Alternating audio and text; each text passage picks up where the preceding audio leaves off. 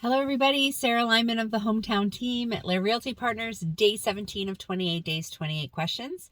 It is a double closing day for me. I'm so excited for both of my buyers who closed today. But one of those transactions made my top 5 list for worst transactions of all times.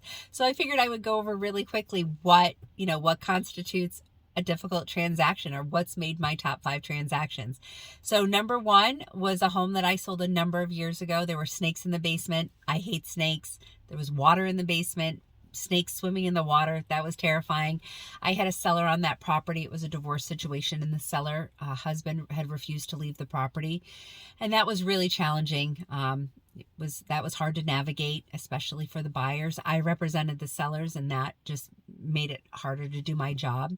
Number 2 was the one today. My clients were building their dream home, and we had builders who were attorneys, who were the sellers, that were just really difficult.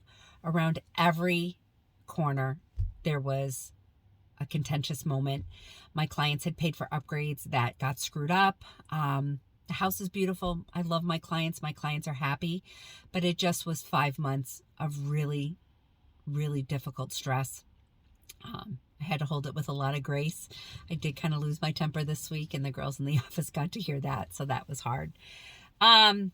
Landlords that are nasty to your tenants and don't keep your homes up. My very first transaction was a multifamily I had to sell in Orange, and that seller was very difficult. And I was really young, and he treated me inappropriately on many levels. In fact, that was one where I did not want to be alone with him. So that was hard. A couple years after that in Warwick, I had a transaction where the woman had to forcibly be removed from her home. I was the listing agent, and we gave her a little bit of extra time to get her stuff out after closing, and she had some mental health issues. I was there helping her move out, and we had to call the police because she just would not leave her home. And that was hard. Emma was little. So she was in the backseat of my car. I'll never forget that night.